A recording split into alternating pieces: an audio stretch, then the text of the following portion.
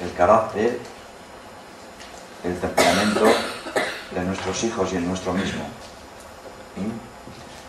Es tan importante porque nos condiciona mucho uno y otro.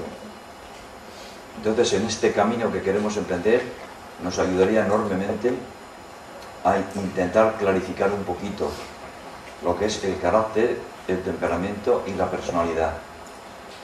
Yo me interesé mucho cuando escribí libros sobre esto y quise poner ahí algunas ideas claras, porque la verdad esto pertenece a la psicología profunda, pero hay poca coincidencia en este campo, en lo que es el carácter, lo que es el temperamento y la personalidad. Digamos que se confunden continuamente. Ese tiene mucho carácter, eso es impropio. Tiene un carácter fuerte, ojo, pero tener mucho carácter o poco carácter, eso no existe. Este tiene mucha personalidad. ¿Qué entendemos por personalidad? El esoterismo entiende una cosa: la personalidad es mi yo inferior, compuesto de 3 cuerpos: físico, emocional y mental inferior. Porque el siguiente es un mundo un poco claro. Os ponía esta mañana un ejemplo que a mí me ayudó mucho a comprenderlo. El temperamento, en principio, es algo que coincide en la mayoría de los autores en que venimos con un temperamento, que es la mezcla de esos 4: melancólico, flemático, sanguíneo, colérico. Melancólico, flemático, melancólico, sanguíneo, melancólico, colérico, 3 por 4, 12. Ahí ya coinciden muchos más, esos 4, esos 12 temperamentos. Entonces, analizar cada uno qué temperamento tiene su hijo puede ayudar mucho, porque tiene unas características especiales. Y luego el carácter, como decía esta mañana, y como coinciden prácticamente todos los autores, lo vamos adquiriendo en los primeros años de la vida. Obedece al ambiente que nos rodea.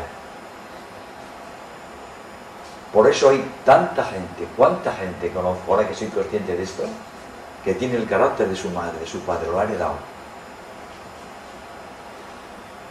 Y evidentemente, así como se adquiere en los primeros años, se puede y se debe modificar. En el esoterismo, uno de los objetivos es precisamente modificar el carácter.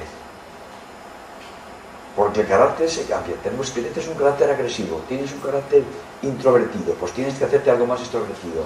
Tienes un carácter dominante, pues tienes que ser un poquito menos dominante, un poco más tolerante. Todo eso hay un margen. Claro, es que es tanta materia que... Pero en fin, quiero deciros que quede claro esta idea de que el carácter se puede y se debe cambiar en la vida. Debemos hacerlo. Si verdaderamente en esta vida hemos aprendido algo, tenemos que ir de ella con un carácter, digamos, amable, tolerante, comprensivo, que no grita, que tolera. Eso depende de nosotros, es un trabajo personal. Entonces, el carácter de tu hijo depende mucho de ti, no lo dudes. El temperamento ya no, ya venimos un poco marcados. Cada vida, como cada temperamento, aporta una cosa y tiene sus cosas positivas, sus cosas menos negativas, pues conviene que rodemos mucho por este mundo de la materia, una vez con un carácter y otra vez con otro. Perdón, una vez con un temperamento y otra vez con otro. Y entonces la personalidad, sabéis que la palabra persona significa máscara. ¿Sabíais?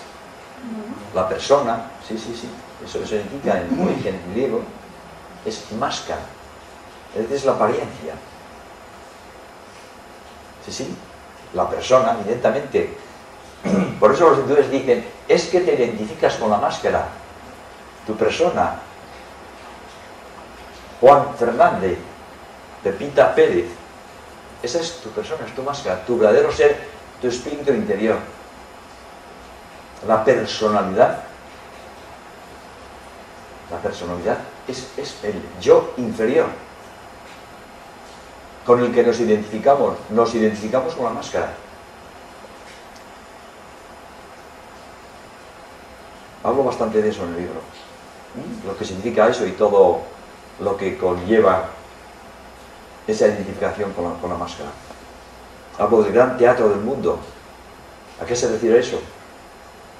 Pues que nos identificamos con el papel, con un papel concreto que no somos nosotros. Uno pasa por la vida y cree que es director de no sé quién, o que es abogado, o que es educador, o que es albañil. Esa es la máscara. Tu verdadero ser está detrás de todo eso. Eso es una profesión, eso es un medio. Eso es la personalidad. En cambio, en muchos libros de pedagogía y de psicología, la psicología conductista pues considera la personalidad de otra manera. Entonces es un campo en el que en este mundo occidental todavía casi estamos empezando. Esto lo tiene muy claro el mundo occidental, el mundo oriental y sobre todo la cultura hindú, el yoga, el mundo del yoga, que como sabéis no se debe identificar con asanas, es distinto. El yoga es una ciencia, es una filosofía que comprende infinidad de cosas. Tiene un conocimiento profundo del ser humano, de lo que es la persona, lo que es la personalidad, lo que es el espíritu. Y en este mundo occidental, en este campo, estamos un poco confusos. ¿Os parece bien leer algunas cosas ahí? Podemos comentar lo que os parezca sobre el carácter, las cosas que decimos ahí un poquito, sobre el temperamento. Tú tienes el libro ahí, ¿verdad? Mira, en la página 467. ¿Te parece bien?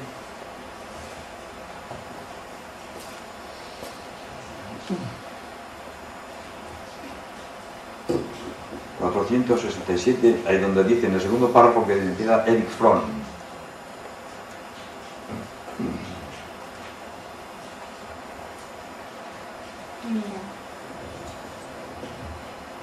Dice Erich Fromm que existe una gran confusión entre temperamento y carácter. El temperamento, afirma, se refiere al modo de reacción. Es algo constitucional e inmodificable. El carácter se forma esencialmente por las experiencias de la persona y en especial... Es que el micro me tapa y no me da la letra. Vale, me quedé.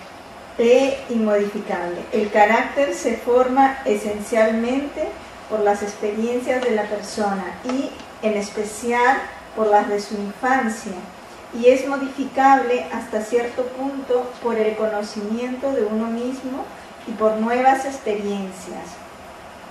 Son muchos los autores que coinciden en que el carácter se forma en la niñez. Se llega a considerar hoy día que los 7 u 8 primeros años de vida son los más decisivos tanto para la formación del carácter y el equilibrio psicológico como para el desarrollo de la inteligencia. Dice el profesor G. Delance y la neuróloga Levi Montalcini afirma: la educación desde la más tierna infancia forja el carácter y el comportamiento del adulto de mañana. Efectivamente, ¿te das cuenta? Coinciden prácticamente todos los educadores en que el carácter se forma en la infancia. Fijaos la responsabilidad del educador. Podemos influir en su carácter. Podemos tener que los niños tengan un carácter dulce. Que no sean agresivos. Si lo son es porque lo perciben del ambiente. Y queda en ellos eso. Esa idea por lo menos es interesante, sí. Sí, sigue. hay diversas clasificaciones del temperamento. Erich Fromm, entre otros autores, admite la teoría de los 4 temperamentos de Hipócrates: melancólico, flemático, sanguíneo y colérico. En cambio, otros consideran superada esa teoría. La objeción de estos últimos es que ninguna persona puede representar al completo uno solo de estos temperamentos, razón por la que se defiende cada vez más las 12 combinaciones de los temperamentos, es decir, cada uno de los 4 en relación con los otros 3. Por ejemplo, sanguíneo colérico, sanguíneo flemático y sanguíneo melancólico, colérico sanguíneo, colérico flemático y colérico melancólico, etc. Con lo que se establecen 12 posibilidades, donde el temperamento primero sería el más importante en un 60% y el segundo, el secundario, en un 40%. Para efectivamente, sí. Bueno, Jung ya piensa que hay 2 tipos de temperamento, habla del introvertido y el extrovertido, a su vez también con diversas... Y dice el párrafo último que dice: no hay duda de que el temperamento y el carácter, ese es importante. No hay duda que el temperamento y el carácter constituyen la base de nuestras acciones físicas y mentales y que nos predisponen a un tipo de comportamiento. Se ha comparado el temperamento a los cimientos y las paredes maestras de un edificio que delimitan el tipo de edificio y que no puede ser alterado sin que éste se venga abajo, y el carácter al resto de la casa, como los tabiques, las ventanas y la techumbre, que se puede alterar con mayor facilidad. Por eso se dice que venimos al mundo con un temperamento que no podemos cambiar esencialmente, solo podemos cambiarlo ligeramente a través del carácter, que sí es modificable. De ahí que la tarea principal de todo educador sea la formación del carácter en el alumno. A. Escaja dice que un niño no nace con mal carácter, porque el carácter se adquiere. Nuestro carácter es pues la periferia, en el sentido de que no traemos ningún carácter al mundo, sino que lo crea todo lo que nos rodea: padres, maestros, amigos, sociedad. El carácter se forma en las tempestuosas oleadas del mundo, dice que. Y P. Daco sostiene que el carácter está en continua evolución. El carácter, afirma, es una manera de responder a las circunstancias. Nuestro carácter determina nuestro comportamiento en las relaciones sociales, nuestra disposición sentimental y nuestro humor predominante. Depende de nuestro temperamento, de nuestro sistema nervioso y de nuestras disposiciones mentales. Muchos relacionan el carácter con el destino, desde el dicho: siembra un carácter y recogerás un destino. A Fromm, que dice: el destino del hombre es su carácter. Bien. ¿Tenéis un poco las ideas un poco más claras sobre lo que es el carácter? Es verdaderamente importante. Es verdaderamente importante. Porque nos condiciona enormemente. Tenemos que ser conscientes que los padres y educadores estamos formando el carácter del niño. Tener esa conciencia hace que sintamos la responsabilidad que tenemos en ello. Y no pensar que el carácter o el temperamento es algo pues ajeno, es decir, que lo tiene uno como tiene la nariz de una manera o la cara o las manos, etc. No, no, no. Somos responsables del carácter del niño. Pasamos, si queréis, un poco a tener un poco de idea de lo que es la personalidad en la página siguiente. Ahí donde empieza en cuanto a la personalidad, que tengáis un poco de idea también de lo que significa la personalidad, por lo menos unas ideas generales que os pueden ayudar después a profundizar un poquito más para aproximarse, digamos, un poco a tener algo claro estas 3 ideas de carácter, temperamento, personalidad. En cuanto a la personalidad, es la que presenta más confusión al equivocarla con el carácter o con el temperamento, e incluso a veces con la propia identidad del ser humano. Todo ello es una consecuencia de la falta de investigación en este campo de la psicología. Fromm define la personalidad como la totalidad de las cualidades psíquicas heredadas y adquiridas que son características de un individuo y que le hacen único. Para él la personalidad comprende el temperamento y el carácter, además de otras cualidades. Por eso llega a decir que la personalidad humana no puede ser comprendida a menos que consideremos al hombre en su totalidad. En la misma línea se define P. Daco al afirmar: la personalidad es el conjunto de características constantes en cada individuo. En ella se hallan integradas la inteligencia, el carácter, el temperamento, la constitución, etc. Sí, vale. Jung habla de la personalidad. Espera, sí.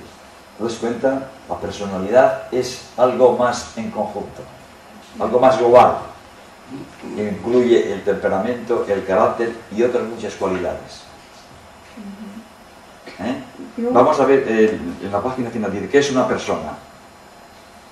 En la página. Al final de todo, el último párrafo de esa página. ¿Qué es una persona? He aquí la cuestión más fundamental con la que se enfrentan todas las psicologías, afirman los doctores Wall y Bunga. Y en relación con la propia identidad dicen que la mayor parte de las psicologías anteriores al modelo transpersonal han concedido un lugar central a la personalidad y, de hecho, dicen, muchas teorías psicológicas sostienen que las personas son su personalidad. Esta identificación del ser humano con su personalidad, tan común en el mundo occidental, parece que ignora o no comprende el hecho que el término personalidad viene de persona, que en latín significa máscara, lo cual deberá recordar que la personalidad es la máscara que uno lleva encima para representar la tragicomedia de la vida, pero nunca debería ser identificada con el actor. En cambio, en el mundo occidental, la máscara y la esencia del actor se han confundido. Efectivamente. Confundimos la máscara con el actor. La psicología oriental y la moderna psicología transpersonal, junto a algunos de los grandes científicos modernos, lo interpretan en el sentido de que la persona física es realmente la máscara que oculta la realidad esencial del ser humano, su espíritu. Identificarse con la persona no es identificarse con la máscara. Es identificarse, sí. Identificarse con la persona es identificarse con la máscara, con lo que nos separa, dice Jung. No somos personas diferenciadas, persona igual máscara. Somos seres conscientes de la unión común que existe entre los hombres. Bueno, la persona es el vestido y el disfraz, la coraza y el uniforme en el cual y tras el cual el individuo se oculta, harto a menudo no solo ante el mundo, sino también ante sí mismo. Sí, ve ya el último párrafo, con eso yo pienso. La identificación en Occidente de la realidad esencial del ser humano con su persona y su personalidad se debe a que el hombre, en su actual estadio de evolución, se identifica generalmente con su cuerpo físico y no con su ser esencial interior. Así se ha desarrollado toda la ciencia clásica, basada en la realidad de la materia física y opuesta a la realidad del espíritu. Pero la ciencia moderna, que ha superado esa oposición materia-espíritu, ha abierto nuevos cauces y enfoques para comprender realmente la personalidad. Bien, ya con eso creo que ya es suficiente. Eso es lo que quería leer y que supieras. La ciencia moderna ya va por otro camino, pero la ciencia clásica lo ha confundido. La máscara y el actor. El actor es nuestro verdadero ser. Y la máscara que tenemos, ¿no das cuenta cómo nos encanta vivir de la máscara? Oye, ¿y tu padre qué es? Los niños que ya están un poco viciados, los pobres, por el ambiente en que viven. Mi padre es abogado, ¿y el tuyo? El mío es albañil. Ya está, ¿entendido? Los padres se identifican con la máscara. ¿Cómo que tu padre es albañil y el otro es abogado? Eso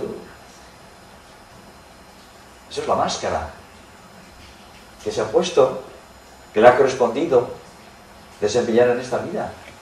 Pero es que no somos capaces de penetrar verdaderamente en la esencia del ser humano. Qué distinto es, ¿verdad? Cuando dejamos la máscara y sabemos que detrás de la máscara está el verdadero ser, amigo, cómo cambian las cosas. En Occidente, en este campo, nos queda muchísimo que hacer. Tenemos mucho que rectificar. Y una cosa que he oído a muchos maestros orientales, esos que han venido al mundo occidental, sobre todo al mundo anglosajón, pero luego después han escrito un libro y han traducido, no sé, lo decían, lo recuerdo de varios. Dicen, es que el problema que tienen en Occidente ustedes es que se identifican por su cuerpo físico. Pregunta a alguien, ¿quién es usted? Marcos Fernández. Que no me refiero a eso, que eso es su máscara. Y entonces se desorienta. Pregunto que, ¿quién es usted? No lo sabe, ¿verdad? Ahí está. Es decir, ahí quiero llegar. Porque usted no ha pasado de la máscara. No sabe que detrás de esa máscara está el actor, es usted. Eso es lo que usted tiene que hacer en esta vida. Conocerse. Lo otro es solamente un papel que desempeñamos. Un tiempo. Puede ser toda esta vida, pero solo un papel. Si sabemos comprenderlo y lo desempeñamos bien, vendrá bien para el actor, para el espíritu. Pero si nos identificamos de tal manera que olvidamos el actor principal, mi verdadero ser, de alguna manera quizá hemos perdido el tiempo. O hemos perdido mucho tiempo. Es verdaderamente importante. Estos tres conceptos creo que en la educación ocupan un lugar muy importante. Tratar de aclararse un poco. Yo con esto no quiero sentar cátedra. He leído mucho, he consultado mucho antes de atreverme a escribir ahí esto porque me parecía esencial. Y bueno, modestamente, pues en poquitas cosas puede traerles un poquito de luz. Para diferenciar esos tres conceptos tan importantes en la educación. No equivoquemos el carácter con el temperamento y con la personalidad. Sobre todo con la personalidad. La máscara. No lo olvidemos. Bien, ¿queréis hacer alguna pregunta sobre esto?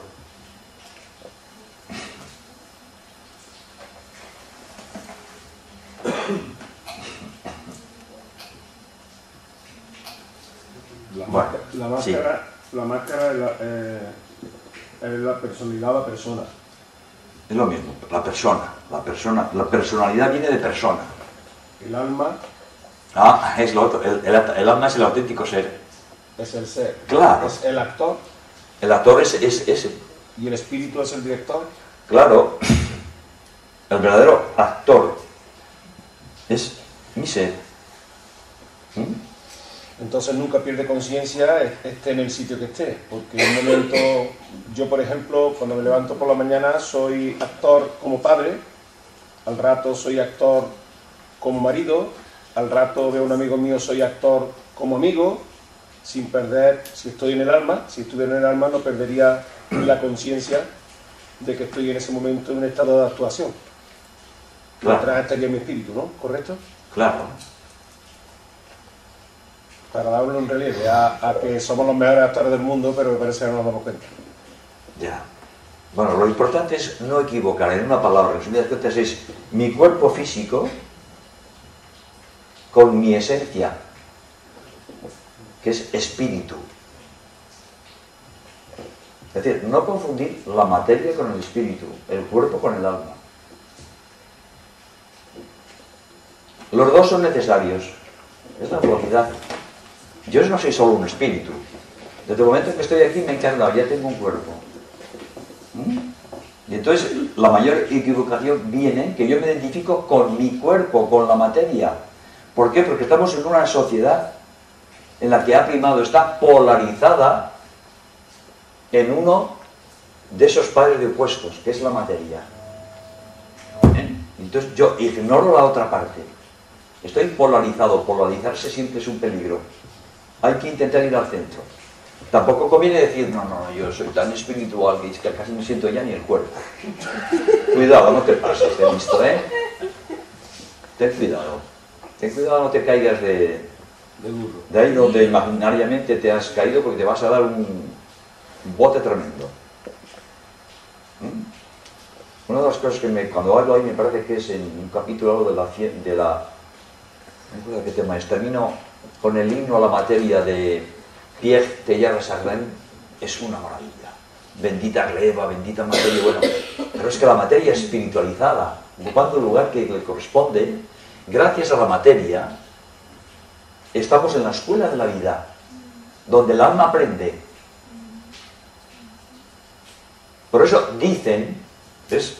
Yo generalmente hablo de lo que siento, de lo que experimento, pero en este caso hablo de lo que dicen porque yo no lo podía experimentar. Pero dicen que seres superiores envidian a veces el estado del hombre, porque es ese espíritu que se ha encarnado y está en la escuela de aprendizaje. Es una oportunidad única para el espíritu aprender en la materia. Pero ¿qué nos pasa? La materia es tan potente que a veces te hace creer, esa es la máscara, que somos la materia, que somos el cuerpo, y olvidamos el espíritu y el alma. Y a veces, claro, todos nos queremos ir tan al otro lado que ya decimos, no, yo soy solo espíritu, yo soy alma. A mí eso de la materia, ay, qué mal suena, incluso la desprecio. Confesiones religiosas, vamos, que han despreciado la materia, está clarísimo, y el cuerpo. Imaginaos, el desprecio del cuerpo, el mal que se ha hecho al cuerpo, el sexo mal interpretado, represión para aquí, represión para allá, y después de la represión de estar en un lado se va al otro, el péndulo va de un lado para otro, y donde tiene que estar es en el medio. Es así. ¿Querías decir algo? Sí, que con respecto a lo de la personalidad, que socialmente, cuando una persona ha estudiado algo o ha ejercido de algo, parece como si lo tuviese que tener de por vida. Yo estudié Derecho y bueno, estuve ejerciendo, pero me di cuenta que no era lo mío, que no me gustaba lo suficiente como para estar ejerciendo. Ahora me presento a una posición y trabajo como administrativo. Pues siempre cuando hay que hacer una presentación, pues siempre me quieren llevar la parte jurídica, me quieren llevar, y siempre una sensación como, hay que haber estudiado una carrera de Derecho y estar trabajando como administrativo, qué forma de perder energía. Entonces yo muchas veces no digo ni que he estudiado Derecho porque realmente es como si tuviera que estar explicando socialmente como que me he equivocado, como que lo he hecho mal, y no sé, yo a veces ahora me gusta identificarme, a lo mejor con los amigos más, pues me gusta ser payaso. Y me gusta hacer reír a la gente y contar chistes. A lo mejor en un aspecto, pues yo me quiero identificar más con esa parte, no con la parte a lo mejor de Derecho que lo estudié en su momento, me dio una formación. Entonces, socialmente parece que si has tomado una elección. Yo estudié cuando tengo 46 años, lo estudié cuando tenía 18 años, hasta los 23. Pero ya ha pasado mucho tiempo y hay muchas más opciones y muchas más cosas con las que tú te puedes identificar. Claro. Y socialmente parece que como que te lo marcaran mucho y como que no lo puedes olvidar. Claro, es que hay máscaras que tienen más prestigio que otras. Y entonces, claro, todo el mundo quiere tener esa. En España ahora hay una fiebre de titulitis. Todo el mundo quiere ir a la universidad, quiere que mi hijo sea licenciado. Yo estudié Derecho 5 años y trabajé en el Butano vendiendo bombonas 10 años. Me identifico más como vendedor de bombonas que como... pero sin embargo en esa parte es casi... Eso no lo cuentes, porque hay que ver, claro, el Butano es el que lo hace. Y digo, pues mira, pues yo me relacionaba con la gente, era en el pueblo, y me servía también, estaba en la calle con mi camión, en fin. Y bueno, lo que ha estado diciendo antes Fernando, es una especie de teatro en el que vamos haciendo, claro, y en el que la gente te dice cuál es el papel, se confunde lo que es tu ser con el papel que está representando una determinada parte de tu vida. Es la importancia de las profesiones. La educación holística tiene que saber valorar cada profesión porque todas ocupan su lugar. ¿Os imagináis los ricos? ¿Qué harían sin los pobres? A ver, ¿de qué comen? ¿Qué comen? ¿Billetes? ¿No les cuenta? ¿Podemos vivir en unas calles sucias en la ciudad? ¿Sabemos respetar las profesiones? ¿Sabemos que cada uno ocupa su lugar? Y que esa es su máscara que tiene que interpretar bien, consciente de que es ante todo un alma. Pero en este momento le corresponde desempeñar ese papel, humilde papel. Pero ay, amigo, el día que tengas que enfrentarte a tu alma, resulta que ese humilde papel igual te ha servido infinitamente más que si tu máscara ha sido de una profesión bien valorada.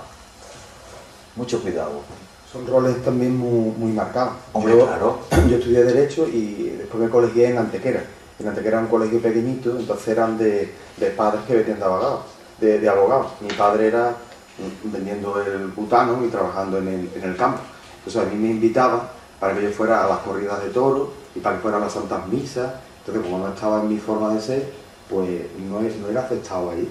Y lo pasé mal, me sentía más cómodo vendiendo butano que estando como abogado. Y sin embargo aprendí mucho también, porque por las leyes y con esto pues también aprendes, pero es demasiado marcado, porque un abogado no tiene por qué obligarte a ir a las misas, ni a jurar el cargo, ni a prometerlo, ni a ir con chaqueta ni corbata, que en los sitios más pequeños sí te lo obligan. Sí, el tema de las profesiones tenemos mucho que aclarar y saber respetar. Y vivir ya en consecuencia. Es decir, en la práctica, saber valorar todas las profesiones. A mí cada vez me gusta más estar con la gente humilde en un pueblo. Te digo la verdad. No busco al licenciado, al doctor, por el hecho de ser doctor, o que tenga es que no me interesa. Me interesa el hombre sencillo, auténtico, y ahí sí que aprendo. Como si estoy con un niño. Es que ser licenciado simplemente es que has estudiado, no tienes ninguna cosa especial, una profundidad, o sea que es una cosa que puede llegar a ser cualquiera. Un licenciado en Derecho puede ser cualquiera, simplemente es que tienes que dedicarle unos años. Claro, ¿os acordáis esta mañana que hablábamos de estudiar para la escuela, para los exámenes? Esos son los títulos. Aprender para eso no, y lo que hay que hacer es aprender para la vida. Por eso se dice que la universidad auténtica en la que uno tiene que licenciarse es en la escuela de la vida. Es una escuela no formal.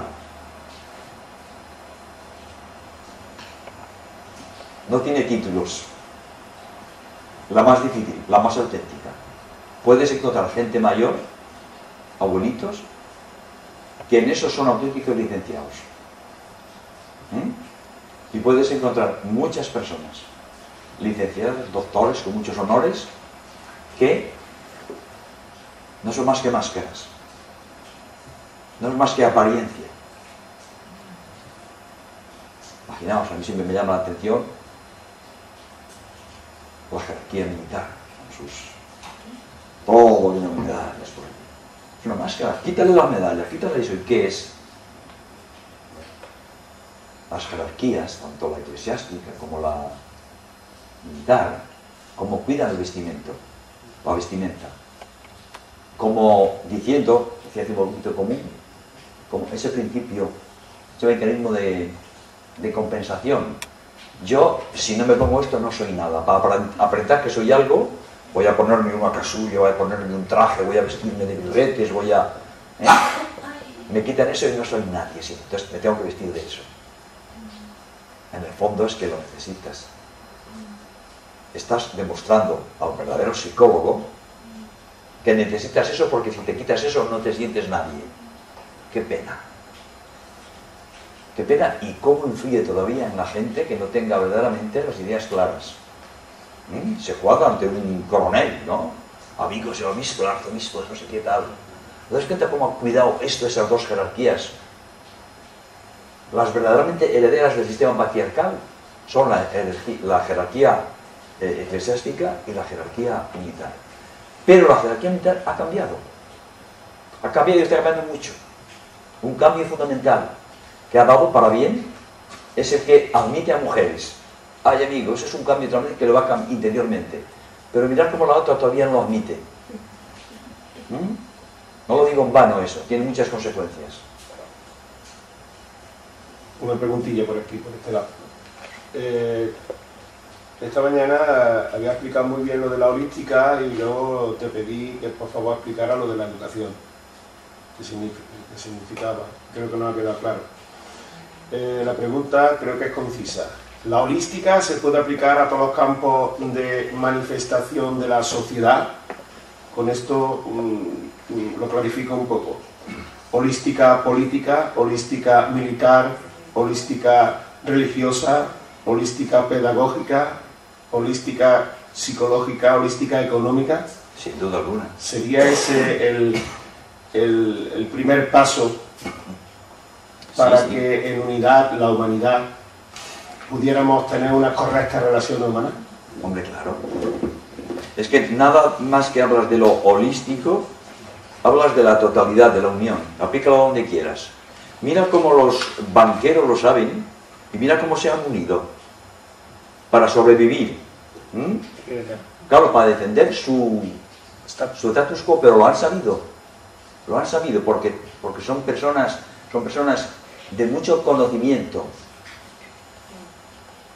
Poca sabiduría, pero mucho conocimiento. Y mira cómo lo han hecho. Sí, tú piensas que todo aquello que es holístico abarca el todo. Por consiguiente, se opone a lo que fragmenta y separa. Fíjate si es maravilloso aplicarlo a lo que quieras. Lo que pasa es que hay campos donde tienen más trascendencia, como es la educación. ¿Por qué? Porque es que la educación en sí mismo es el centro de la vida.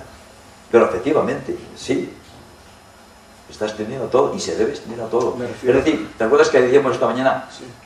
Tener una mente y una conciencia holísticas. Y si tú lo tienes, lo aplicas a toda tu vida, en cualquier cosa que hagas. Me refiero a la transformación de la sociedad en sí, con esos dos pilares que te faltaba uno. Uno es el eclesiástico, otro es el militar y otro es el político-económico, llamémoslo así. Son los tres pilares que sustentan una sociedad prácticamente. Bueno, que sustentan, que controlan hoy día. Bueno, que controlan, o que sobre los que se sostiene la sociedad actual. La sociedad que se está viniendo abajo. ¿Podrá ser porque la holística está ganando terreno? Hombre, claro. Porque la autoridad irracional, que vamos a hablar un poquito de ello, se está viniendo abajo. Esa autoridad ya los jóvenes no la soportan, no la admiten. Y si os parece, es el momento de empezar un poco de esto. Vale. Tomad, repartir esto. No sé si hay para todos, por lo menos que haya uno para dos.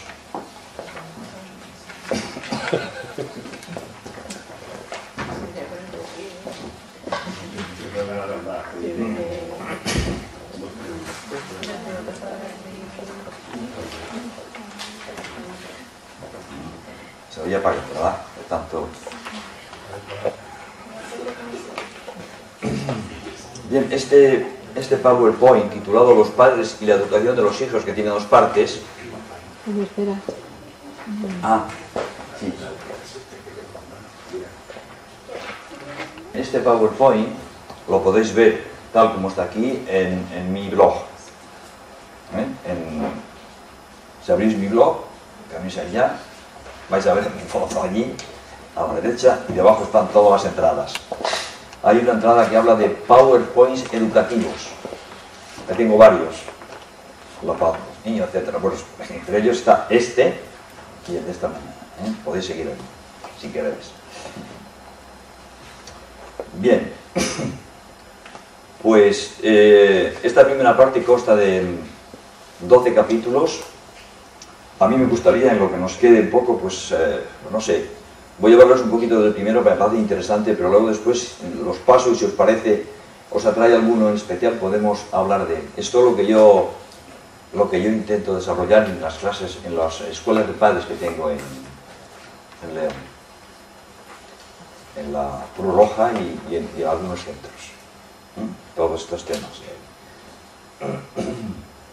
Si queréis lo pasamos un poco del título para que veáis. Mira, el primero es educar es más que enseñar e instruir.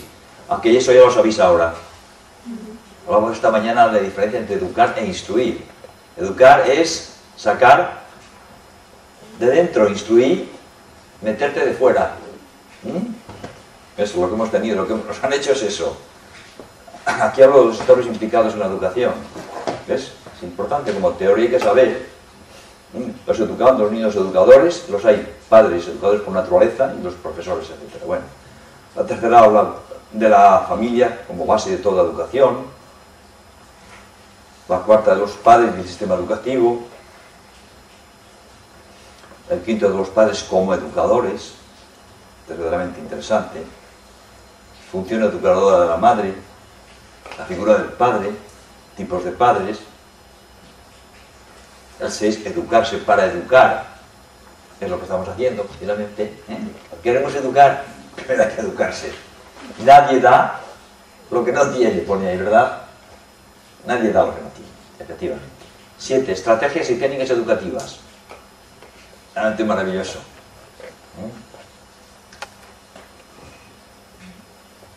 8, normas de convivencia familiar. La familia es como una pequeña empresa. Además que hay 2 personas, tienen que haber unas normas, acordadas por todos. No es el impongo, ordeno y mando de uno, porque es el padre, o porque es la madre, o porque está en la empresa, el jefe, ordena y manda. Cada uno tiene su función, pero para que funcionen las cosas como tienen que ser, tienen que haber unas normas de convivencia. ¿Por qué y para qué tenemos hijos? Ah, qué pregunta, Dios mío. Si supierais, digo de citas de estos autores, verdaderamente es increíble, ¿no? El psicólogo al final, hablo ahí del psicólogo Pierre Dacour francés, en un libro suyo, pues nos cuenta un poco la respuesta que él obtuvo de las personas que acudían a su consulta, y es verdaderamente increíble. ¿Por qué y para qué tenemos hijos? ¿Somos verdaderamente conscientes? Esta escuela de padres es uno de los objetivos, ¿verdad? La escuela de padres arcoíris pretende ser padres conscientemente. Pero no es habitual eso. Tenemos hijos como podemos tener cualquier cosa, o porque está de moda, o para que siga mi profesión, etc. ¿Cuándo comienza la educación? De eso ya sabéis, ¿verdad? ¿Cuándo comienza? Se empieza en el útero, antes del útero. Cuando voy a intentar concebir, tengo que desear el hijo. Porque ese niño que voy a concebir ya tiene que estar en mi mente. Y luego hago los últimos de los errores más frecuentes en la educación de los hijos. Sobre todos estos, y luego el último, los problemas más frecuentes. Bueno, comenzamos un poquito con esa hoja que tenéis ahí, a hablar un poco de la autoridad. Estas cosas que ya sabéis las pasamos un poco por encima. Enseñar e instruir es generalmente adoctrinar, amaestrar con reglas y preceptos externos. De ahí la necesidad de los libros. Tienes que aprender lo que pone el libro, algo externo a ti. Sabéis que, por ejemplo, los sistemas más avanzados, el tema Waldorf, no tiene libros, solo son de consulta.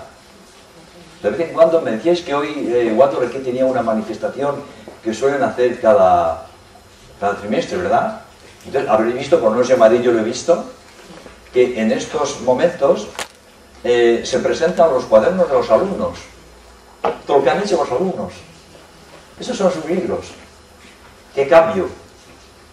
Claro, no tienen que aprender de fuera exclusivamente. Tienen que, sobre todo, sacar lo que tienen dentro.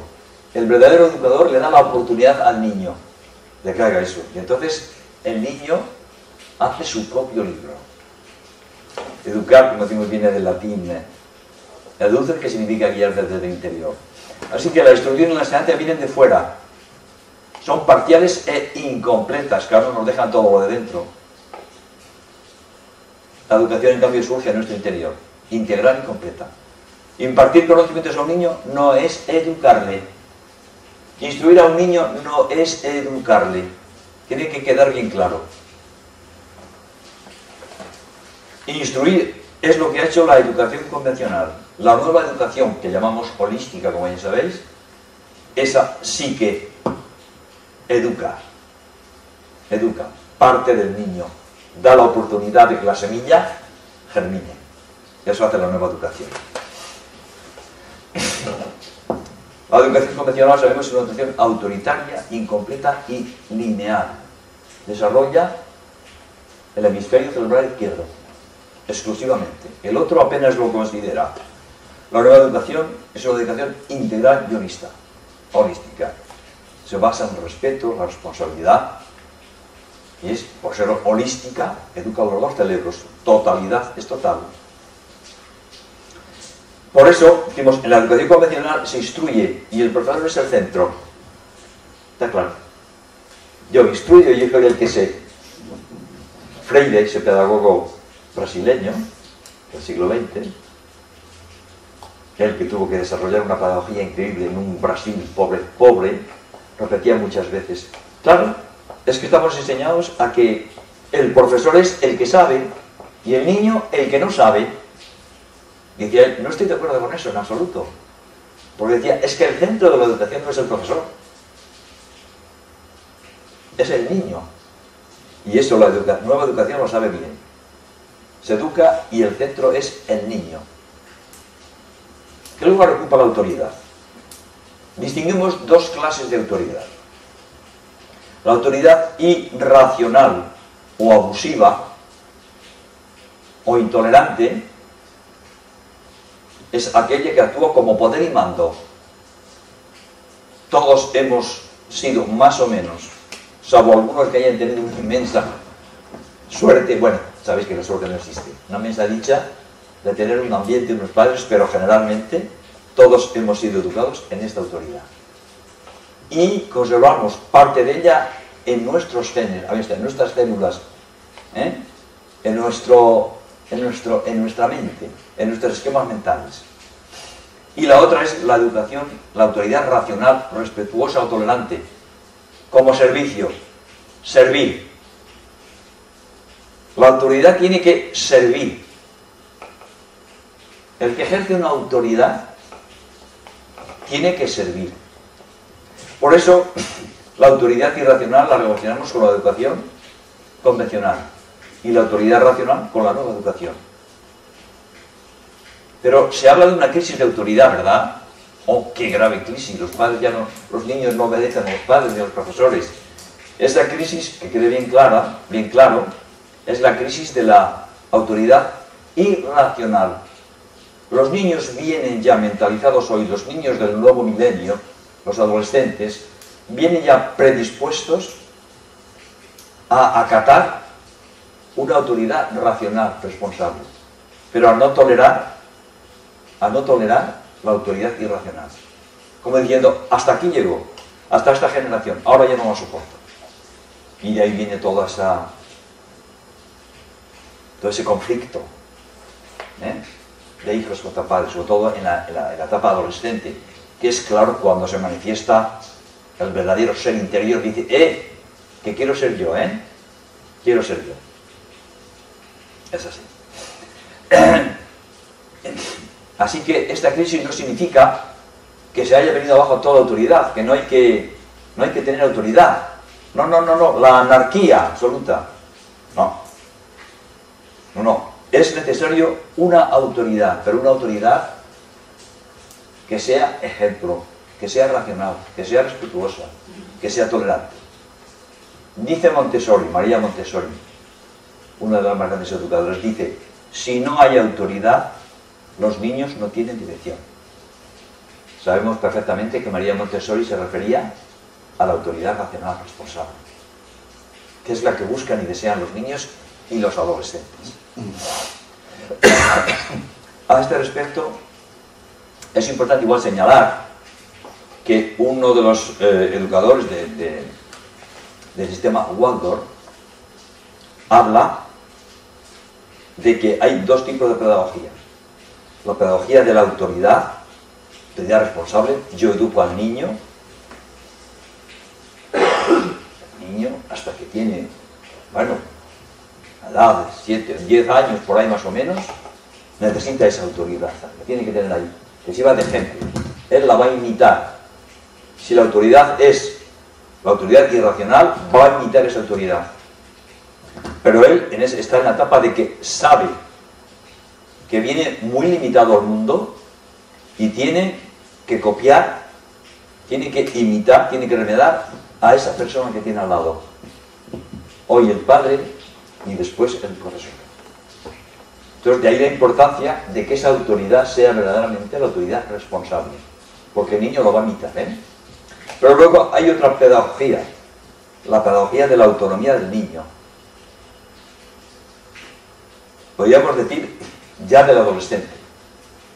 En la adolescencia hay un cambio radical. Los padres que tenéis ya niños mayores lo recordaréis perfectamente. Claro, es el momento en que uno abandona la niñez, que uno ya se siente una persona ciertamente autónoma y sabe que tiene derecho a independizarse. Ya sabe que hace tiempo, biológicamente, no necesita a sus padres porque se desplazan perfectamente. Ya ves que también se ha desarrollado su cuerpo emocional y su cuerpo mental. Entonces cada vez reclama más independencia. Es el momento de que los padres sepan que tienen que aplicar esa pedagogía. El niño se educa a sí mismo. ¿Y yo qué soy? Alguien que le acompaña, que le respeto. Pero no le puedo marcar el camino condicionándole. Estas dos pedagogías, que a veces se han discutido hasta qué punto una y la otra, si se interpretan bien, si la aplicas cada una en su momento determinado, creo que sería una buena manera de educar a los niños, tanto los padres como los educadores. De niños, ellos van a imitar lo que hacemos. No imitan lo que decimos. Lo que decimos, las palabras les vuelan lo que hacen. Perdón. Ellos van a hacer lo que ven que hacen sus padres y sus profesores.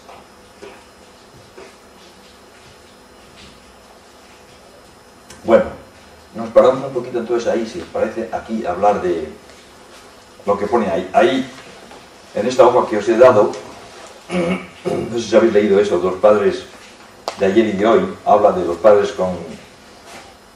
ser padres con responsabilidad, no por instinto, no para perpetuar solo la especie, hay que perpetuarla pero conscientemente, sabiendo que traer un ser al mundo es algo muy serio, de mucha responsabilidad, y no se puede traer así de buenas a primeras, como por accidente.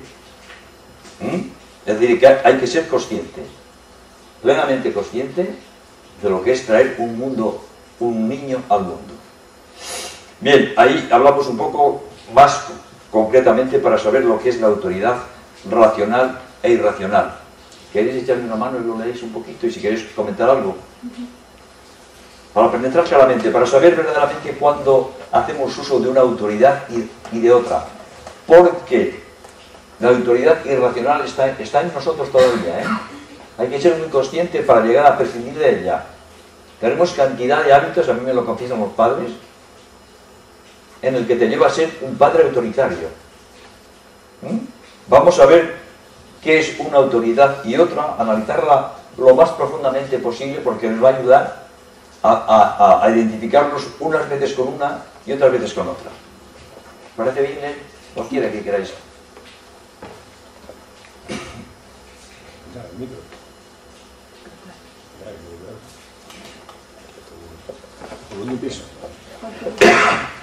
Autoridad racional.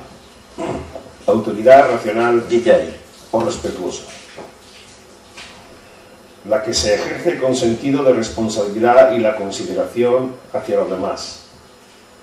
Perdona, vamos a ir comparando, si quieres. Bien, y otro, vamos a hacer como un poco de actor ahora. Otro lee, porque más se van correspondiendo. La otra, la autoridad... La autoridad... ¿Lo lees tú mismo? Irracional o abusiva. Sí. La que se ejerce con sentido de propiedad y sin respeto a los demás. Claramente diferenciada, ¿verdad? 2. Autoridad racional o respetuosa se caracteriza por el valor y el respeto hacia todo ser humano. Autoridad irracional o abusiva se caracteriza por el abuso de poder y la depreciación de los inferiores. Puedes ir directamente al 3 de cada y ya sabemos. La primera se refiere a la autoridad racional y la segunda a la irracional. Surge del conocimiento y la seguridad en uno mismo. Surge del miedo, de la inseguridad y la ignorancia. Es una autoridad interna que emerge con el desarrollo de las propias capacidades. Es una autoridad externa que viene del grado que uno ocupa en la jerarquía social y familiar. Es liberadora, solidaria y fraternal. Es esclavizante, egocéntrica e individualista. Defiende la colaboración frente a la competitividad. Defiende la competitividad más que la colaboración. Proviene del humanismo y del reconocimiento de los derechos humanos. Procede de la sociedad patriarcal, un sistema totalitario despótico. Genera autoestima y amor a la vida, la alegría de vivir. Genera complejos de culpabilidad e inferioridad, miedos, conflictos, desprecio a la vida, un valle de lágrimas. Se manifiesta en las sociedades adultas, donde predominan los ciudadanos, los seres libres, con derechos y deberes. Es propia de las sociedades infantiles, en que predominan los súbditos y los esclavos, sin derechos, solo con deberes. Quedan claramente definidas, ¿verdad? Uno ya cuando actúa puede saber cuándo actúa, porque lo mezclamos, ¿a que sí? A que nos identificamos una vez con una y otra vez con otra. No es extraño. No es extraño. Nosotros tenemos metido dentro muchos esquemas mentales de muchos años, de generaciones, de esta autoridad irracional. Esa es la que tenemos que quitar de nosotros y sustituirla por la otra. Esa es la que buscan y necesitan nuestros niños y nuestros adolescentes. La buscan, pero a veces a gritos. ¿Por qué creéis que van a la droga? Van buscando eso, van buscando orientación. Cuando no la encuentran en la familia y en la escuela, ellos buscan. Pero claro, los pobres están dejados de la mano de Dios y buscan a veces, pues eso, en la droga, en la bebida, en un personaje famoso de televisión.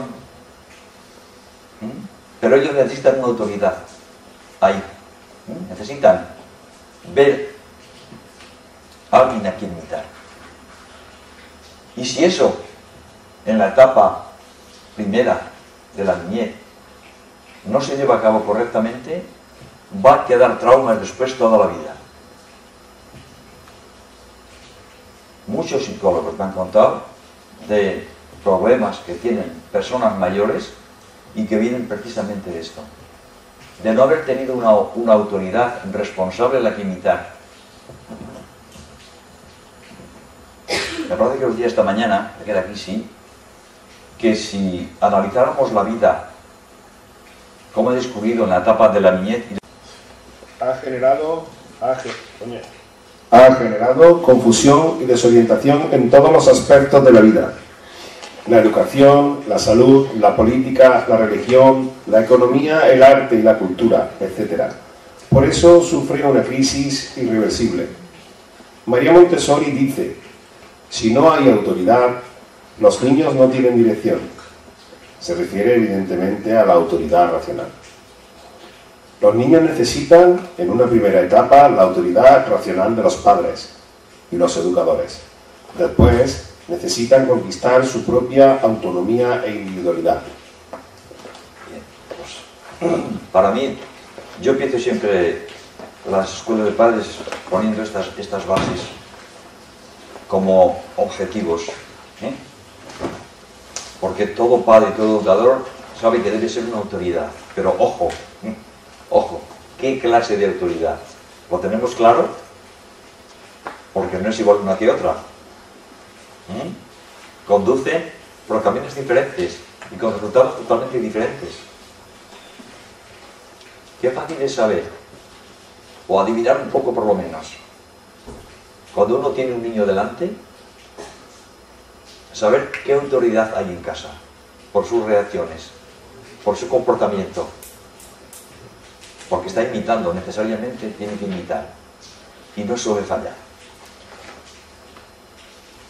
Recuerdo una vez que al final de una de las escuelas de padres suelo traer a veces a los niños, a los mismos niños, para que me hablen. Estoy primero con ellos un rato, les pregunto cómo es su mamá, su papá, me copiaron unas cosas increíbles, ¿no? Porque son tan espontáneos. Recuerdo una vez un niño que de repente saltó allí, ya no recuerdo exactamente, pero bueno, fue verdaderamente increíble. Nada, a mí lo que me gusta es ser agresivo y pegarte al algo, algo de este tipo. Me dejó impresionado verdaderamente, ¿no? Sí, me dirigí hacia él, digo, ¿de verdad tú crees que sí? Bueno, al final terminó las cosas más o menos bien. Claro, vinieron enseguida unos profesores y me dijeron que su padre era un drogadicto, que estaba en la cárcel. Yo ya lo había adivinado un poco. Un niño herido, anímicamente herido en lo más profundo de su sensibilidad. ¿Qué está haciendo? Imitando comportamientos de violencia. Es cierto que fue el único, los demás niños se quedaban un poco, la mayoría que respondían, no, son niños sanos. Pero tú fíjate el efecto en este niño, que tendría, no sé si 8 o 10 años, por ahí, en la primaria. Me ha ocurrido más veces, encontrarme con niños así violentos y no falla. Desde luego, la mente familiar lo marca. Lo marca.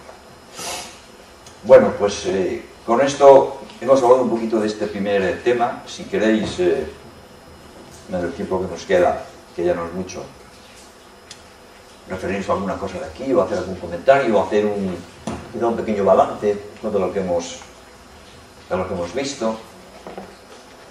Simplemente comentario, pregunta, o sea, ¿qué hacer cuando... O sea, estamos hablando en todo momento de los padres, ¿no? Como si los dos se pudieran siempre poner de acuerdo para hacer algo, ¿no? Pero a veces la madre tiene una idea de un tipo de autoridad, el padre tiene otra idea de un tipo de autoridad y entran en conflicto, ¿no? Y claro, el niño, claro, ¿qué hace? Víctima. Es un víctima ahí. Claro, es que ya sabemos que lo primero que hay que hacer es educarse. Si el padre y la madre no han recibido su educación para educar, se producirá eso. Claro, pero ¿y cómo hacer para que el niño no sea víctima, ¿no? O sea, si uno de los dos es consciente de que algo debe ser diferente, por lo menos si uno de los dos hace algo distinto, puede hacer algo para que ese niño esté bien. Es que hay que recurrir, yo de hecho lo hago cuando me llega el momento, a los padres, y decir que depende de ellos. Que por el bien, si verdaderamente aman a sus hijos, tienen que buscar un punto de encuentro. Al niño no le sorprenden, ni le escandalizan, ni le hacen daño las diferencias, ciertas diferencias del padre y de la madre, porque está claro, hay que enseñarle que somos diferentes. Pero claro, lo que no se puede ser diferentes es en cosas esenciales. Como por ejemplo, tú no puedes a un niño corregirle hoy por una acción y mañana hace lo mismo y hasta incluso lo aplaudes. O eso, que un padre corrige una acción determinada y el otro la premia. Eso al niño le hace daño. Entonces, claro, ahí no se puede hacer milagros. Hay que ir a los padres y decir, mirad, tenéis que poneros en común, tenéis que hablar entre vosotros, y si queréis a vuestro hijo tenéis que tener un comportamiento en cosas especiales. Claro, ya hablas, cuando vas a hablar con un padre ya se refiere a algo muy concreto que ha ocurrido. O sea, lo concretamos. Imaginemos que ha sido, por ejemplo, eso. Viene tarde. ¿Ven? Un niño dice, bueno, a las 10 tienes que estar aquí. Y el niño se presenta a las 11. Y uno de los dos me parece normal, y el otro se lo reprocha. Eso hay que corregirlo. Estamos hablando de una acción en concreto. Hay que coincidir. Antes lo hablamos. Incluso lo hablamos con el niño, para que tome responsabilidad. Ojo, Porque no se puede decir, no, mira, la hora la impongo ya. Si el niño ya es mayor, no, sino si que tiene 8 o 10 años, ¿no? Que ya es un adolescente, que empieza un poco a saber, a tener un poco de autonomía. Hay que darle. Porque claro, la autonomía viene cuando tú le has dado la oportunidad de ser autónomo. Entonces, en ciertas cosas hay que empezar al niño a darle su autonomía cuando tiene 3 años. Déjale que se vista él solo. No lo vistas tú siempre. Déjale que empiece a comer. Entonces, esa autonomía hay que dársela ya pronto al niño. Y luego, pues en las acciones del padre y la madre ante una acción concreta, hay que coincidir, porque si no el niño lo va a pasar mal. ya lo pasa mal si el padre y la madre coinciden y luego va al colegio o ve que otros niños hacen otra cosa. Pero claro, ahí ya hay que decir, mirad, hijos, tu papá y tu mamá, nadie te quiere como ellos, nosotros hacemos así porque queremos lo mejor para ti. Ya, pero Pepito tal, Pepito hace lo que quiere y no le corrigen. Digo, eso va a ser un perjuicio para él en el futuro. Claro, porque ese es el problema, que encontramos tantas diferencias. En el centro un profesor corrige una cosa, el otro no. Pero por lo menos en casa, que es tan importante, que el padre y la madre se pongan de acuerdo en ciertos comportamientos es fundamental. Es fundamental. Si no han recibido una educación, como la mayoría, es fundamental, porque ahí no se puede hacer nada. Ahí no puede ir un educador, no puede ir un hermano mayor, no puede ir esto, bueno, no me viene ahora de esos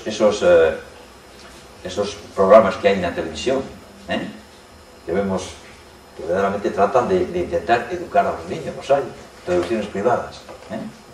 Bueno, pues evidentemente ahí lo que intentan es hablar a los padres para que se pongan de acuerdo mínimamente en casos muy concretos, porque es que si no, no tiene solución.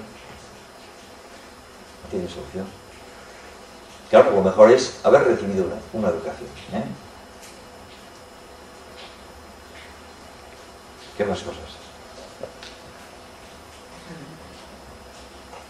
Sobre esto, sobre lo que hemos hablado del día, sobre las conclusiones que podéis extraer. A ver, Julio. De lo que hemos vivido. Comenta, y yo estoy totalmente de acuerdo, en que cuando encontramos un niño agresivo o con un comportamiento un poco que nos desequilibra, ¿no? Es fruto de una educación y de un entorno que ese niño ha tenido, ¿no? Desde su infancia. Cuando encuentras a un niño así en una clase, pues más o menos te puedes bandear, ¿no? Pero cuando te encuentras más del 50% de niños heridos porque están en un entorno como el que hablábamos ayer, ¿no? Un entorno marginal, con padres en prisión, criados por abuelos y abuelas que tienen mínimos medios, y te encuentras en una clase con esos niños que tú sabes que lo que necesitan es cariño, porque es lo que no han tenido posiblemente en sus primeros años. ¿Pero qué haces? Porque es que llegas a la casita desborda. ¿Qué haces? Vaya pregunta, Tona, vaya pregunta. Claro, sí es que es la más complicada. Sí, sí, es que claro, yo creo que esto que se me ha presentado muchas veces, pues pongo un poco el ejemplo del arquitecto que le dicen, tienes que reparar esta casa, pero mira si no me la a ver qué puedes salvar. Entonces él dice, depende del estado de la casa. Si solamente tiene un mal algo que se puede buenamente reparar, esto y lo otro y lo demás allá, pero claro, si el mal es esencial, atañe a los cimientos, atañe a una estructura vital, y es que lo mejor que puedes hacer es tirar la casa. Es decir, no puedo hacer nada. Y eso es una realidad. O sea, hay clases en las que, pues es normal, pero ¿qué puedes hacer? Tienes una clase de 20 niños y los 20 están heridos.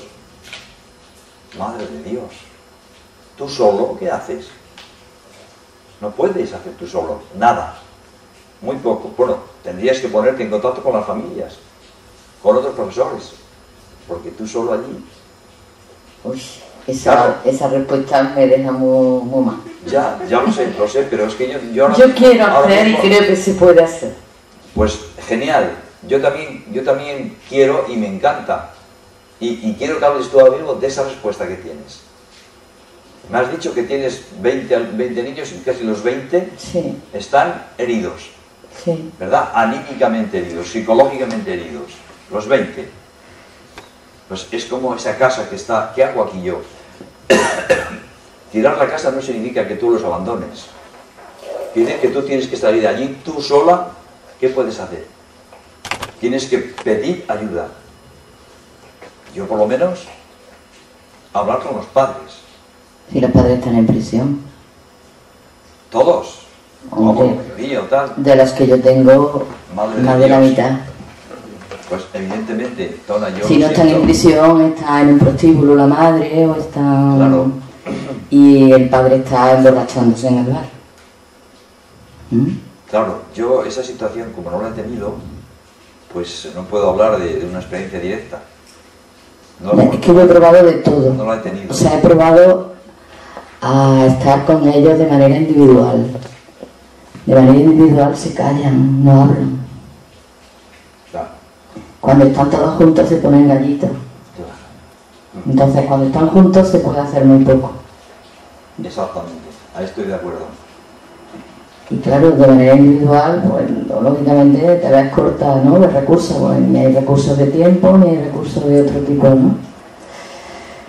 Pero entonces esos niños, es que a mí se me cae el alma de ver que esos niños entonces no tienen posibilidades, porque son seres humanos, con un arsenal de sabiduría interna igual que tú y que yo. Porque por el hecho de haber nacido en el barrio tal o cual, es que es duro. Claro, pero es que planteas un problema ante el cual hay que ser mínimamente humildes y modestos. Es decir, es que eso me excede. Eso es una responsabilidad que me trasciende. Tiene que implicarse el centro. Tiene que implicarse alguien más que yo solo ahí no puedo. Y si uno cree que puede, ojalá sea cierto, ojalá tenga esa fe que pueda hacerlo, pero me parece muy difícil. Casi imposible. Tienes que contar con ayuda fuera de ti, porque es demasiado el mal que hay ahí, es demasiado lo que hay que cambiar, te desborda. Y tampoco tenemos que sentirnos responsables hasta el punto de decir, mira, no, porque claro, te echas encima una responsabilidad que no te corresponde. Tú estás dispuesta a hacer lo que puedes, ¿verdad? Totalmente. Y de hecho, en este caso, el tuyo lo haces, estoy seguro. Pues si lo haces, no eches sobre tu espalda lo que no te corresponde. Porque entonces podríamos echarnos encima, pues digamos, todos los niños de África, los 30.000 niños que mueren cada día, ¿lo sabéis? 25 o 30.000 niños que mueren cada día como consecuencia de no tener las necesidades vitales, no tener cubiertas las necesidades fundamentales que tienen, por ejemplo, los niños en Occidente. Son estadísticas de Amnistía Internacional y de UNICEF. Claro, yo no me lo puedo echar encima. Decíamos esta mañana que teníamos que empezar por salvarnos a nosotros mismos para poder salvar a los demás. En ese momento tú estás haciendo ya mucho. Con tu ejemplo estás intentando comprenderles. Estás amándoles. Pero a veces sé que no basta tú sola. Algo te está diciendo, no es labor mía solo esto. Esto me desborda, esto es demasiado serio para que lo aborde yo solo. Tengo que poner esto en manos de la dirección, que el centro se implique, y la sociedad. O sea que esa sería la solución, ¿no? Hombre, esta mañana hablábamos de la comunidad educativa, es la responsable. No es solamente... Ellos están igual que yo. Ah, claro, pues es que no funciona, claro, estamos ahí en la crisis, estamos verdaderamente tocando la crisis en su verdadero drama. Sí, es que ha tocado fondo esta educación convencional. Por eso hay grandes expertos educativos, parece que es un tal Roger Schank, que dice, es que lo mejor que teníamos que hacer es cerrar todas las escuelas. Pero claro, eso él lo dice así tal, pero claro, hay que entenderlo, hay que saber lo que quiere decir. Sí, la educación en muchos sitios está tan deteriorada, que verdaderamente hay que partir de nuevo. Y se plantean problemas verdaderamente en ciertos centros, como ese que tú dices, muy difíciles, de muy difícil solución. Hay que echar mano de alguien externo a uno mismo. Uno no puede echarse a la espalda todo eso, Tona. No puedes con todo eso, te puede hacer un daño increíble. Porque por ese motivo, te vuelvo a decir, puedes echarte encima toda la carga del mundo, de todos esos niños. ya sabía que ibas a responder, por eso te lo he dicho. Pero tu conciencia podía verlos y ya has quedado encima. ¿Debes hacer eso? Te hunde. Ese exceso de responsabilidad te hunde y te impide luego actuar en el terreno que te corresponde a ti, que es un terreno limitado. Ojo, que a veces queremos abarcar tanto que nos abrumamos. No podemos echar sobre nosotros el dolor humano entero, no. No podemos ni debemos. Tenemos que saber hasta dónde llegamos y hacer bien ese poquito que podemos hacer. Poquita cosa, pero suficiente. Y el resto, pues decir, ¿cómo lo siento? Decir a quien corresponda que me ayude, si puede, pero yo no puedo más.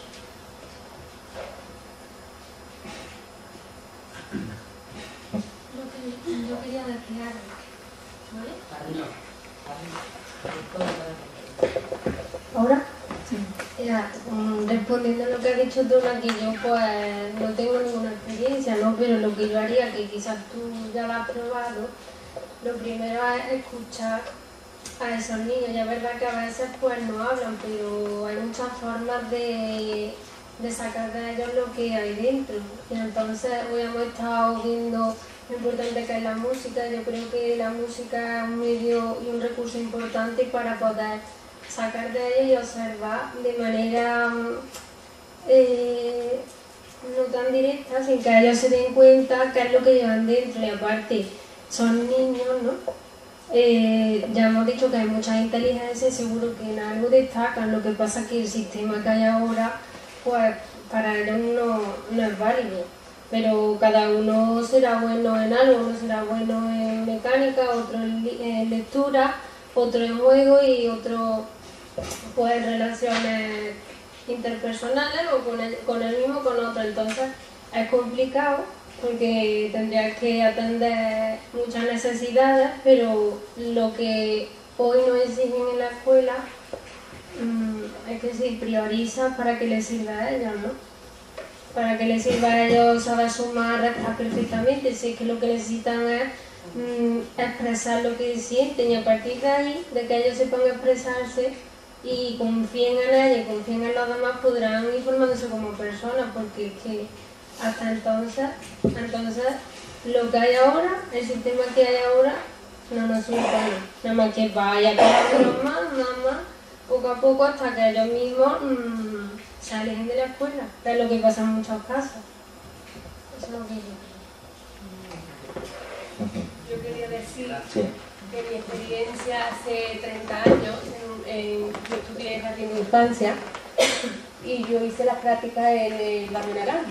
Hace 30 años el barrio Naranjo pues era un barrio muy marginal, un barrio muy eso.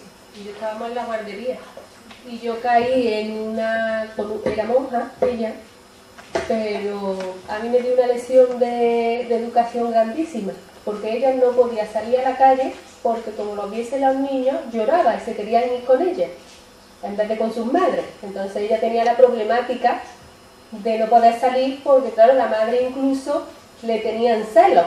Claro.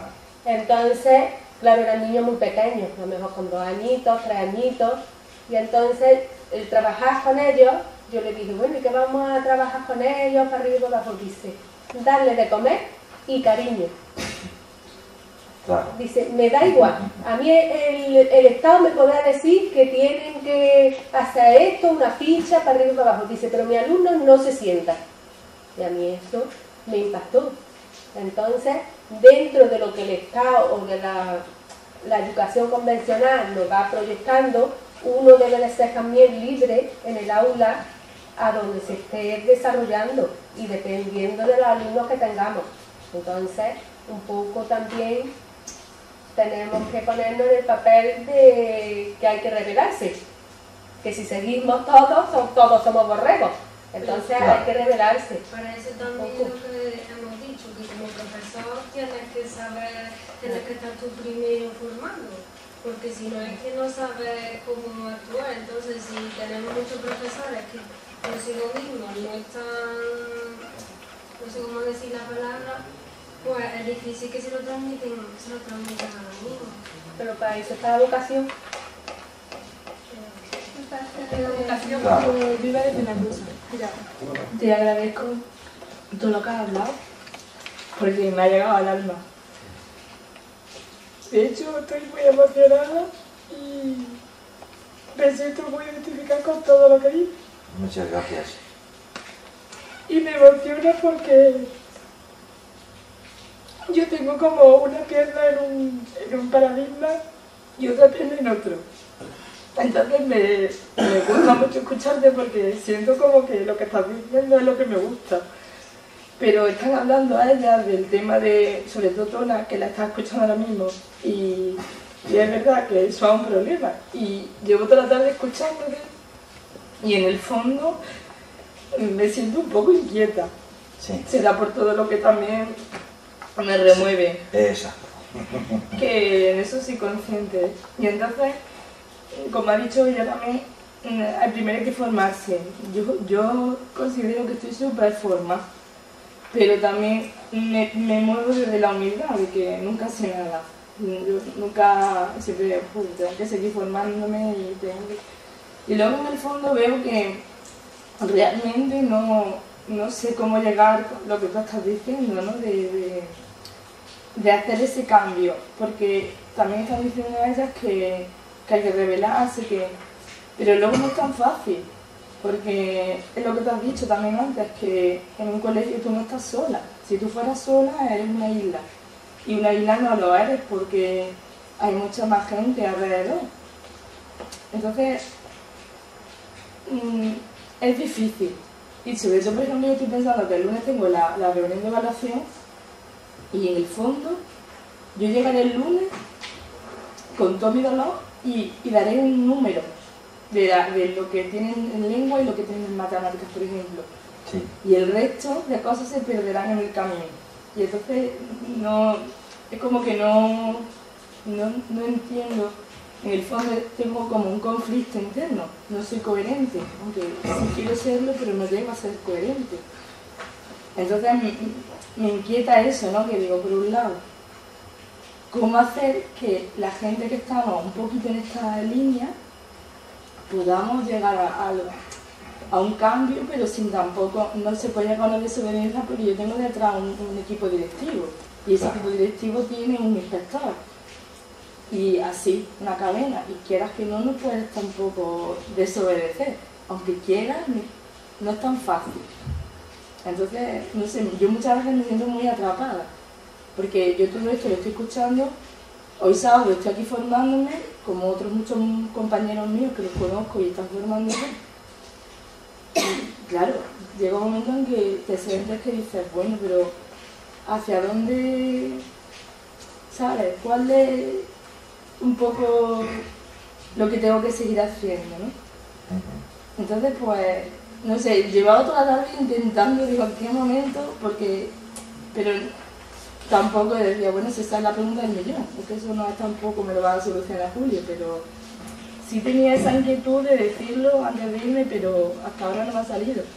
Y es verdad que todo lo que has dicho, todo lo comparto. Me estuve formando el año pasado en Jerez, precisamente con el inspector que has dicho, ¿Así? y es una maravilla esa impaciencia, ¿no? De conseguir que las cosas quizás sea que tenga que seguir, Claro. o que seamos los pioneros, no lo sé muy bien.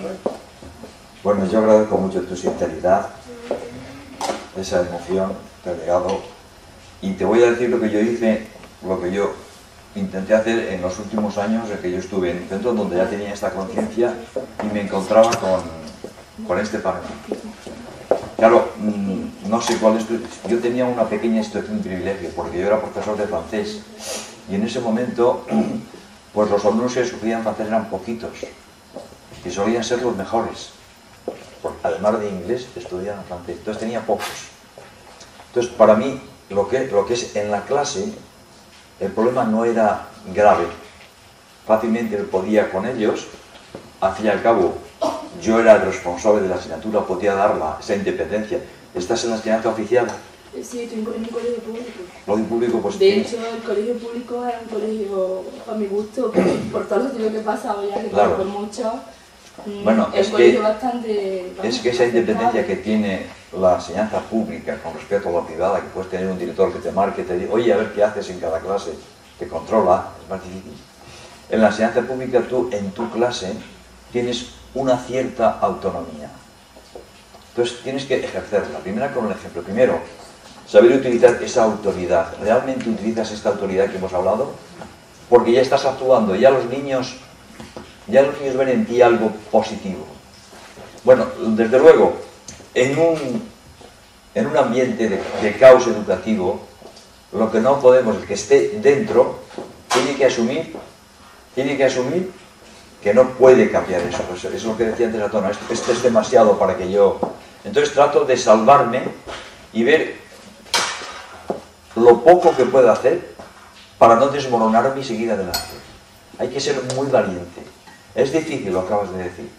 A mí esto me lo vienen a decir muchos compañeros continuamente. Oye, que todavía no me puedo jubilar, que estoy aquí, ¿qué hago ante estos y lo demás? Y bueno, pues yo lo que intentaba salvarme en la clase, esa independencia que tú tienes que salvarle. Tienes que saber ser un profesor de la nueva era, de la nueva educación. Allí ponerlo en práctica, esas cosas que tú puedes. ¿Qué pasa? Que esos alumnos, a la hora, después de estar contigo, van a otra y reciben una educación diferente. Eso a ti ya no te corresponde. Ya no puedes hacer eso. Puedes sufrir, como yo de hecho sufría cuando estaba en un claustro, y cuando veía profesores, eso que no, pues yo no soy educador, que quede muy claro. La manera de salvar mucho es esa responsabilidad.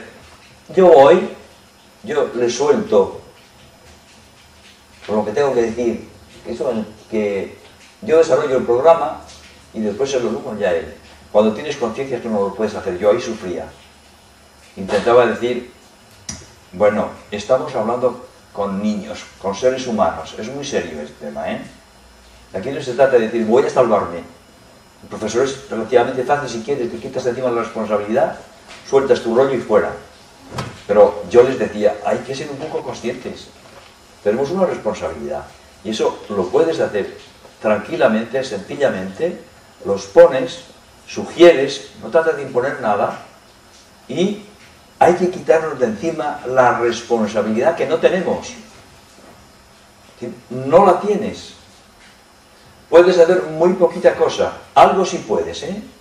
El nada no existe. Puedes hacer algo. Y para un alumno puedes indicar mucho.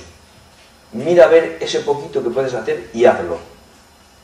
Hazlo, sé consecuente. Llévales buena vibración a los niños. Lleva buena vibración al profesorado, al resto de compañeros. Que de alguna manera estarás sembrando. Y la semilla no se recoge al día siguiente, ¿eh? No lo olvidemos. Es lo que deseamos un poco, pero es así la vida. Es así la vida. Así nos ha puesto la vida. Esta es, y tenemos que aceptarlo. De la misma manera que aceptamos los que estamos desarrollando la conciencia, esas tremendas injusticias que ocurren en el tercer mundo. Bueno, y hoy día no tanto en el tercer mundo, también aquí. Y que no podemos solucionar nosotros, nos sobrepasan. También en nuestro trabajo concreto, me vuelvo a referir a tu caso concreto, pues hay muchas cosas que te sobrepasan. Tienes que quitártelas de encima y ver hasta dónde puede. Eso lo define cada uno. Porque cada uno sabe la carga con la que puede. Unos pueden más, otros pueden muy poquito. Otros apenas pueden salvarse. Y hay quien puede más. Medir esas fuerzas. Y siempre tener una fe inmensa en lo que haces. Cree en eso que haces.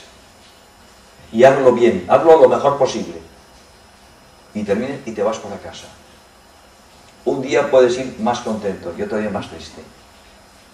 Porque claro, estás hablando de una situación verdaderamente dura, conflictiva, terrible, como es la realidad de los centros, sobre todo en secundaria, más que en primaria. Pero claro, no podemos salvar al mundo, no podemos. Tenemos que salvar a nosotros y lo más inmediato. Es lo poco que puedo decirte. Yo quería reforzar un poco eso que acabas de decir porque he vivido esta tarde una experiencia muy bonita. Me he ido al mediodía porque tenía una comida con mi hijo y con algunos amigos, ¿no? Curiosamente me he encontrado en esa comida con 4 chicas que son actualmente madres de niños pequeños y además 3 de ellas docentes. Hace 23 años yo a esas chicas le di catequesis. Yo indiscutiblemente lo mismo que cuando estás en el colegio, nunca sabes lo que va a salir de eso, ¿no? Y un poco va en la línea de que tú pones una semilla y sale, ¿no?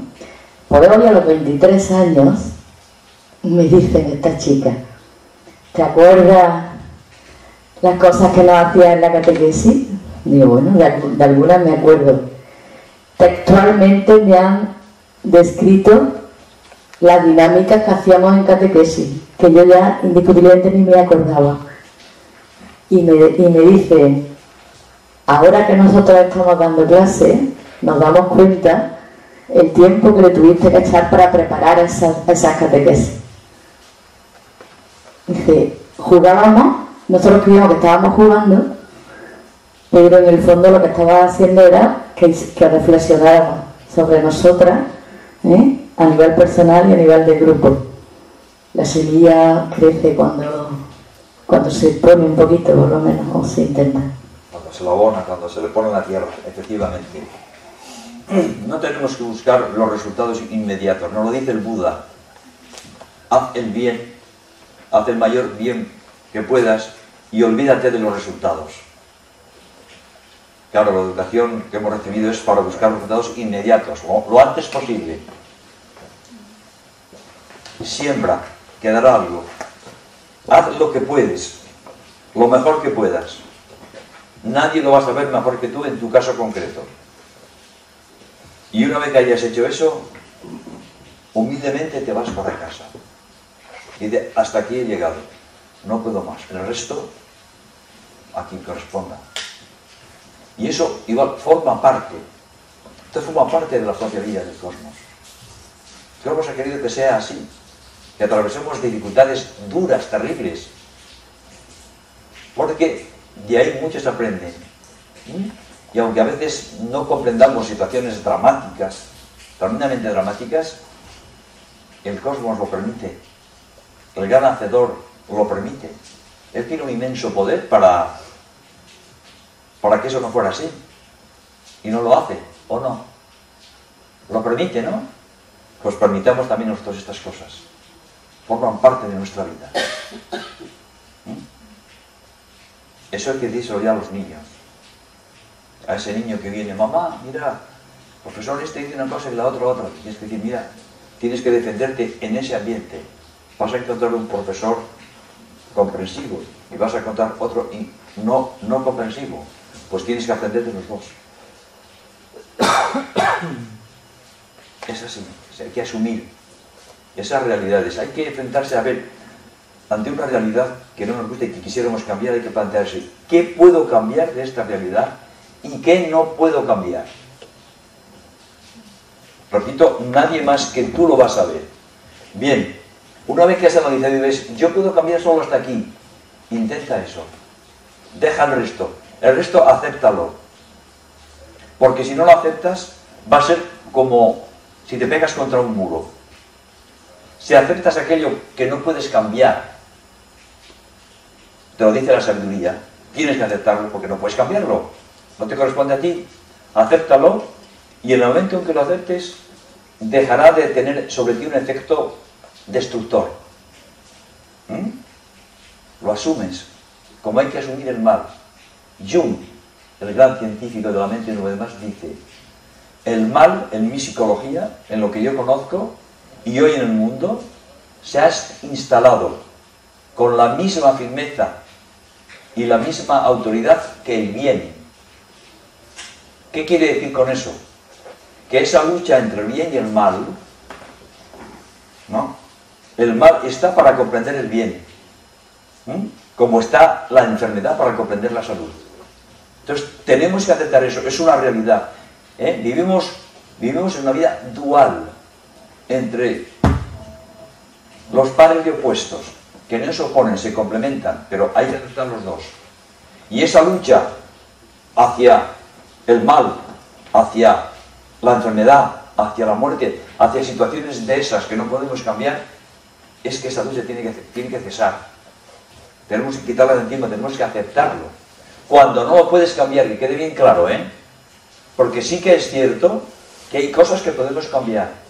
Y si somos cobardes y no lo cambiamos, nuestra alma un día nos pedirá cuenta. Pero no te va a pedir tu alma cuenta de aquello que, aunque mucho te haya dolido, tú no has podido con ello. No te va a pedir cuenta. Forma parte del misterio de la vida, de por qué es así, por qué el mal, por qué la enfermedad, por qué la muerte. Pues de la muerte viene la vida, como la vida va. Es así. Lo dice Platón en uno de sus diálogos, que es tremendo ya Platón, qué visión tenía. Lo mismo que de la vida vamos a la muerte, de la muerte volvemos a la vida. Hay que aceptar los dos. Esas situaciones extremas, cuando no podemos cambiarlas, insisto, hay que aceptarlas. Y como la aceptes, con esta filosofía, con esta humildad, pero a la vez con esta firmeza y con este deseo de cambiar las cosas, tú vas a cambiar lo que puedes, pero el resto déjalo. Quítatelo de encima. Yo quería decir una cosa en el mismo sentido de Tola. Mi madre era de un pueblecito pequeñito de Martín de las Alas, que entonces pues muchas veces no había profesor. Entonces ella pues tenía a 100 niños y hacía de profesora. Y cuando yo le preguntaba a mamá, con 100 niños, ¿qué es lo que tú podías hacer? Dice, pues cantábamos y le contaba cuentos y le enseñaba las cosas básicas. Entonces era un espacio para convivir, para entregarle cariño, y a lo mejor que los niños pues allí se lo pasaban bien y aprendían algo. Entonces, y a mí, mi madre murió hace unos años y la gente se dirigían a mí y dice, hay que ver lo bien que con tu madre, todavía recuerdo el cuento con tal, y me lo dicen con una, bueno, yo me emociono porque digo, hay que ver con 100 niños y ella pues era inteligente emocional en el sentido de que le entregaba lo que podía entregar. Si ella se hubiera pensado que le tenía que enseñar a hacer una ecuación de primer grado y que no se lo pudo enseñar porque eran muchos, entonces se sentiría frustrada. Claro. Y no, a través de los cantos a los niños les encantaba. Aprendimos esta canción o a coser cosas prácticas que a ellos les servían y no sé, a mí me lo recuerdan con mucho cariño. Claro. Es que tenemos que... Entonces con Tola un poco decirle con eso, que al igual puede ser, con mi madre no era una cosa arreglada porque es que ni siquiera llegaba, eran los años de la posguerra y ni siquiera, en este caso pues es verdad que el sistema te pone que tienes que los niños, es muy llamativo que en una zona, a lo mejor las Margaritas, que se les exige a los niños que hacen ecuaciones de segundo grado cuando están viviendo una realidad tan difícil. Entonces el sistema tiene que adaptarse a lo que es la realidad de esa zona y uno tiene que cambiar también el chip. Es decir, lo que pasa es que es duro porque está a lo mejor en esa tesitura de que el sistema te está exigiendo una cosa, te está apretando y por otro lado pues tú tienes otra forma de pensar, pero y además tienes que adaptarlo a la realidad en la que estás, pero ahí es donde está, creo yo, no sé, claro. Encontrar ese equilibrio. Ver qué puedes hacer en esa situación. Pregúntaselo a tu alma. ¿Sabes cómo te responde? Pregúntaselo con fe, con ese poder, con esa sabiduría que tiene siempre el alma. Pregúntaselo, que algún día te dirá algo, lo oportuno para ese momento. Y lo que no puedas, pues, acéptalo.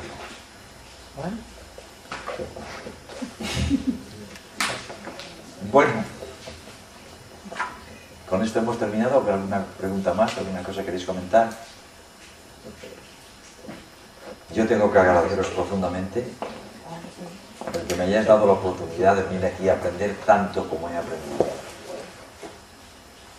Mañana cuando vaya ya en tren hacia mi tierra tomaré nota de muchas cosas, porque he aprendido inmensamente, os lo juro, es cierto. Y si no hubiera aprendido mucho, no hubiera enseñado nada. Es imposible. Os lo agradezco de verdad, ha sido una experiencia preciosa. Os digo de la verdad, con mi edad, en el mundo de la educación es una de las experiencias más bonitas que he vivido. Claro, contando con vosotros, que eso no es la escuela de padres que yo tengo habitualmente. No es eso. Eso sí que es duro. Con poemas como los que tú hablas ahí, tremendos. Aquí ha sido un placer verdaderamente intentar. Yo os he dado un poquito, muy poquita cosa, lo que he aprendido en mis largos años con niños, con alumnos, con padres, con profesores. Bien, he intentado deciros lo que sabía y yo sé que a partir de ahí vosotros haréis el resto, porque sabéis mucho. Sabéis mucho. Sabéis solucionar esos problemas. Tú vas a saber solucionar eso, tú mismo vas a ver la solución de lo que tienes que hacer el lunes cuando vayas a clase. Puedes saberlo, pregúntatelo de verdad. Intenta ser tú misma. Y lo verás. Yo de verdad os agradezco profundamente este día que he pasado con vosotros y estamos siempre unidos. Estamos siempre unidos. De verdad, muchas gracias.